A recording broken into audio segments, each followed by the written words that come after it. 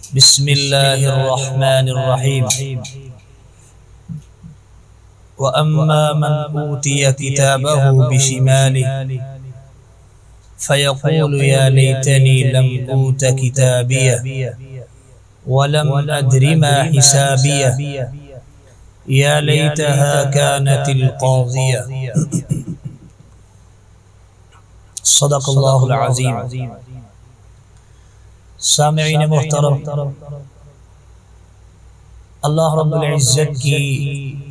حمد و ثنا اور امام کائنات علیہ السلام کی ذات مبارکہ پر درود و سلام کے بعد،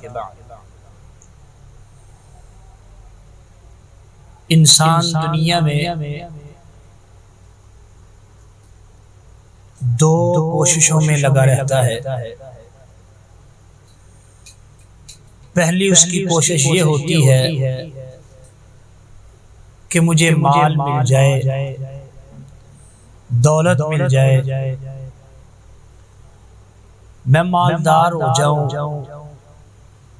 دولت مند بن جاؤں۔ اور دوسری اس کی خواہش یہ ہوتی ہے کہ مجھے شہرت مل جائے، مجھے عہدہ مل جائے،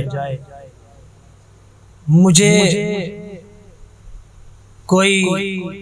اعلیٰ عہدے پر اللہ فائز کر دے۔ یہ دونوں چیزیں معاشرے میں اگر کسی کو مل جاتی ہیں، الا ماشاء اللہ شاد و ناظر انسان ہیں جو سنبھال لیتے ہیں، نہیں تو دولت ملنے پر انسان ایسی جگہوں پر اپنی دولت، اپنا مال خرچ کر دیتا ہے کہ یہ مال اس کے لیے قیامت کے دن وبال جان بن جائے۔ اور شہرت، عہدہ، یہ بھی اگر انسان اس کا صحیح استعمال نہ کرے، اپنے عہدے پر فخر کرتے ہوئے، اپنے بڑے ہونے پر فخر کرتے ہوئے، غرور اور تکبر کرتے ہوئے ناانصافی اور ظلم کرتا رہا، تو یہ عہدہ بھی اس کے لیے بہت بڑا وبال جان بن جائے۔ اللہ رب العزت قرآن مجید میں فرماتے ہیں وَأَمَّا مَنْ أُوتِيَ كِتَابَهُ بِشِمَالِهِ فَيَقُولُ يَا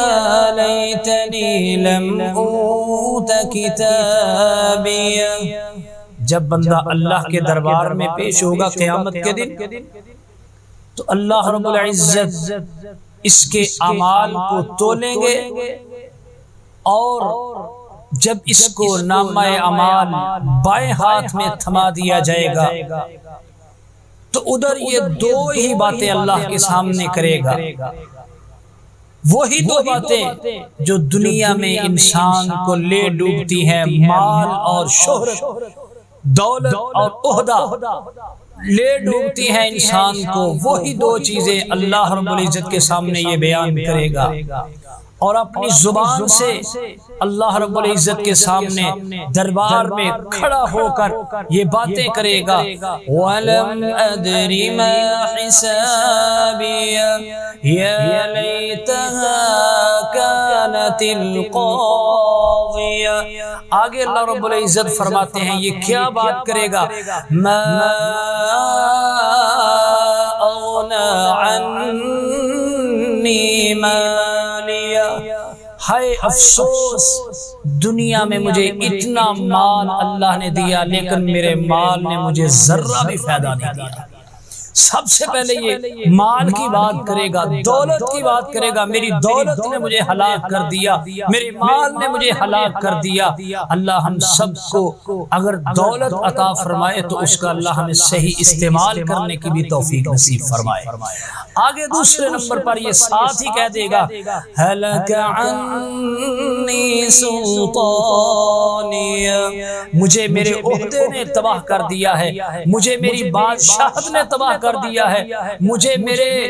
بڑے ہونے نے، مجھے میری سلطنت نے، مجھے میرے عہدے نے تباہ کر دیا ہے، ہلاک کر دیا ہے، غرق کر دیا ہے۔ تو محترم بھائیو، محترم حضرات،